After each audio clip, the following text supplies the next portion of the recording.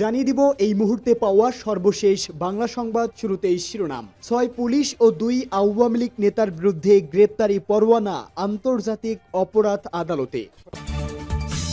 এরপরেই জানাবো ১০ বিষয়ে একমত বিএনপি ও ইসলামী আন্দোলন বাংলাদেশ। জানিয়ে দিব নিরপেক্ষ থাকতে না পারলে সরকার থেকে বেরিয়ে রাজনৈতিক দল গঠন করার আহ্বান ডক্টর এজেটেম জাহিদ হোসেনের।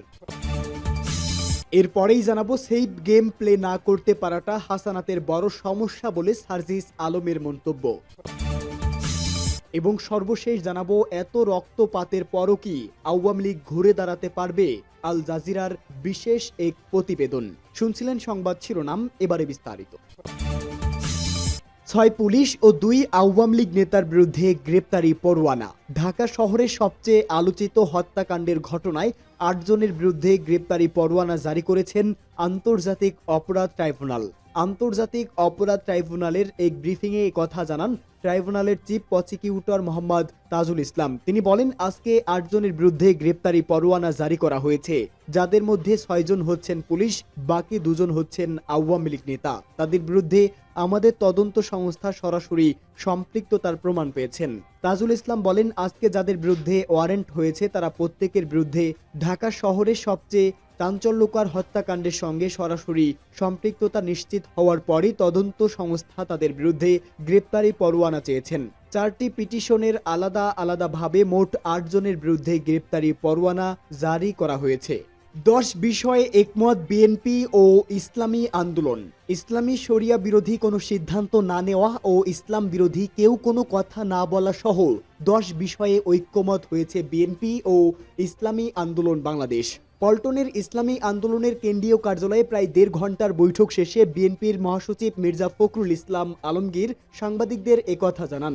যেসব বিষয়গুলোতে তারা একমত হয়েছে তা হলো আধিপত্যবাদ, সম্প্রসারণবাদ ও সাম্রাজ্যবাদ মুক্ত, স্বাধীন, সার্বভৌমত্ব, টেকসই রাষ্ট্র গঠনে জাতীয় ঐক্য গড়ে তোলা, দুর্নীতিবাজ, সন্ত্রাসী, খুনি ও টাকা পাচারকারীদের দ্রুত বিচারের আওতায় এনে দৃষ্টান্তমূলক শাস্তির ব্যবস্থা করা, ভোটের অধিকার সহ সব মানবাধিকার রক্ষায় জাতীয় ঐক্যমত গড়ে তোলা, ন্যূনতম প্রয়োজনীয় সংস্কার শেষ করে দ্রুত সময়ের মধ্যে সুষ্ঠু গ্রহণযোগ্য নির্বাচনের ব্যবস্থা করা, দ্রব্যমূল্যের ঊর্ধ্বগতি রোধ এবং সব অধিকার বঞ্চিত মানুষের অধিকার প্রতিষ্ঠা করা এবং আইন শৃঙ্খলা স্বাভাবিক করে নিয়ে আসা।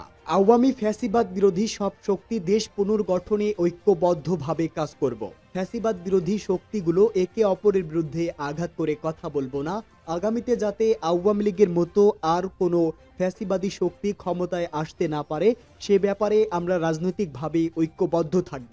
ইসলামী শরিয়া বিরোধী কোনো সিদ্ধান্ত নেব না এবং ইসলাম বিরোধী কোনো কথা কেউ বলবো না। প্রশাসনে এখনও বিদ্যমান আওয়ামী ফ্যাসিবাদের দোসরদের দ্রুত অপসারণ করা। এর আগে বিএনপি মহাসচিব মির্জা ফখরুল ইসলাম আলমগীর দুপুর 12:15টার দিকে দলের ভাইস চেয়ারম্যান বরকত উল্লাহ বুলুকে সঙ্গে নিয়ে ইসলামী আন্দোলনের অফিসে প্রবেশ করেন। পরে ইসলামী আন্দোলনের কেন্দ্রীয় কার্যালয়ের বৈঠকে বসেন চরমনাই পীর মুফতি সৈয়দ মোহাম্মদ রেজাউল করিম ও বিএনপি মহাসচিব মির্জা ফখরুল ইসলাম আলমগীর। নিরপেক্ষ না থাকতে পারলে সরকার থেকে বেরিয়ে রাজনৈতিক দল গঠন করার আহ্বান।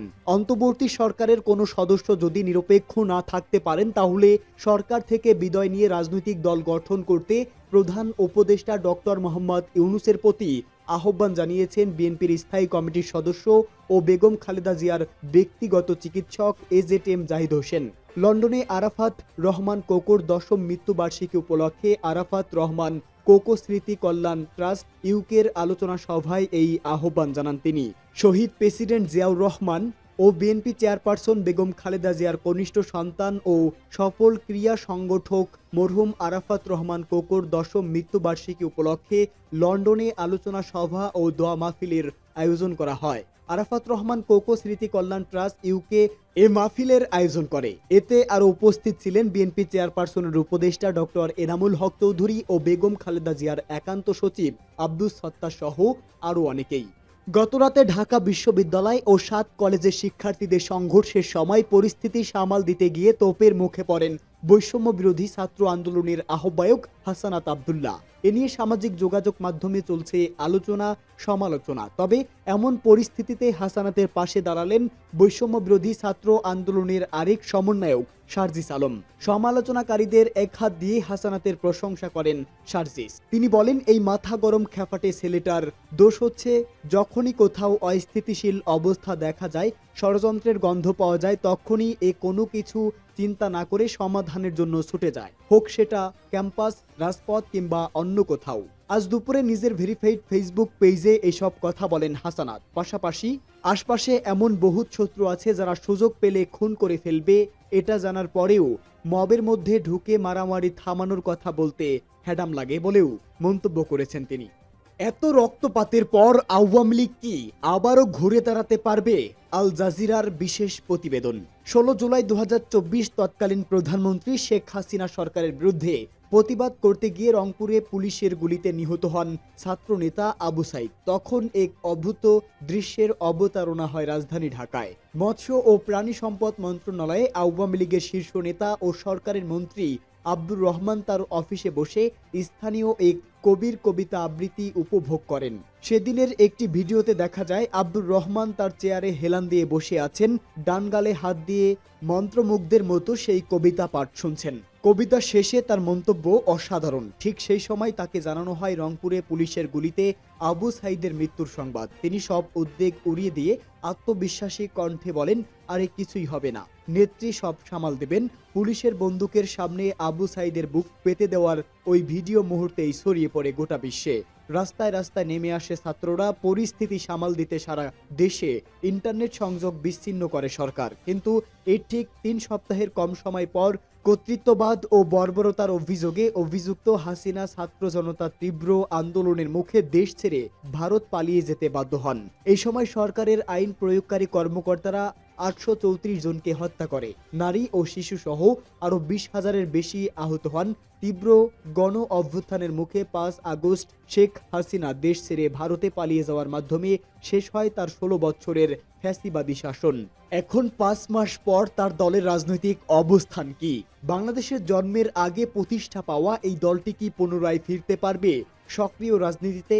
দলের মধ্যে ও নিম্ন স্তরের নেতাকর্মীরা কি আর বিশ্বাস করতে পারবেন শীর্ষ নেতাদের? 75 বছর বয়সী এই রাজনৈতিক দলটি কিভাবে মোকাবেলা করছে এসব? দলটির রাজনৈতিক ভবিষ্যৎ কি? নির্বাসিত হাসিনার জন্য নতুন নয়। 1975 সালের 15ই আগস্ট স্বাধীনতার নেতা শেখ মুজিবুর রহমান এবং তার পরিবারের বেশিরভাগ সদস্যকে হত্যার পর তার কন্যা হাসিনা কয়েক বছর ভারতে অবস্থান করেছিলেন। পরবর্তীতে 1981 সালে বাংলাদেশে ফিরে আসেন তিনি। এরপর দলকে পুনর্গঠন করতে এবং ক্ষমতায় ফিরে আসতে তার 21 বছর সময় লেগেছিল। রাজনৈতিক বিশ্লেষক হাসানুজ্জামান আওয়ামী লীগের পুনরুদ্ধার নিয়ে বলেন, এবার অবশ্য ভিন্ন দলটি সামরিক সমর্থিত একটি রক্তক্ষয়ী ছাত্র নেতৃত্বাধীন বিদ্রোহের মুখে পড়বে এবং একজন নেতা হিসাবে শেখ হাসিনার ভাবামূর্তি মারাত্মকভাবে ক্ষুণ্ণ হওয়ার পর তিনি দেশ ছেড়েছেন। তিনি যুক্তি দিয়ে বলেন, আওয়ামী লীগ তীব্র ভাবামূর্তি ও নেতৃত্বের সংকটের সম্মুখীন। তিনি বলেন, শেখ হাসিনাকে সারা দল পুনর্গঠন করা চ্যালেঞ্জিং হবে এবং অভ্যন্তরীণ বিভক্তির সম্ভাবনা রয়েছে। বিএনপি এবং জামাত দেশের অন্য দুটি প্রধান রাজনৈতিক শক্তি উভয় বলছে যে তারা গত জুলাই ও আগস্টের নাগরিক হত্যার সাথে জড়িত আওয়ামী লীগের নেতা কর্মীদের বিচারের মুখোমুখি করতে চায়। তবে শেষ পর্যন্ত আওয়ামী লীগের ভাগ্য দেশের জনগণই নির্ধারণ করবে বলে তাদের যুক্তি। যাই হোক, হাসিনাকে সরানোর যে ছাত্ররা আন্দোলনের নেতৃত্ব দিয়েছিল তারা অবশ্য আওয়ামী লীগের ভবিষ্যৎ নিয়ে অনেক বেশি আপোষহীন অবস্থায় রয়েছেন। 25 জানুয়ারি এক পথসভায় অন্তর্বর্তীকালীন সরকার ইউনূসের উপদেষ্টা ও ছাত্র আন্দোলনের একজন প্রধান নেতা মাহফুজ আলম বলেন, আগামী নির্বাচনে আওয়ামী লীগকে অংশগ্রহণ করতে দেওয়া হবে না। তিনি বলেন, আমাদের ফোকাসের মধ্যে রয়েছে খুন, গুম ও ধর্ষণের সঙ্গে জড়িত ব্যক্তিদের বিচার করা এবং সংস্কার বাস্তবায়ন এবং বাংলাদেশপন্থী সব রাজনৈতিক দলের অংশগ্রহণে সুষ্ঠু নির্বাচন নিশ্চিত করা।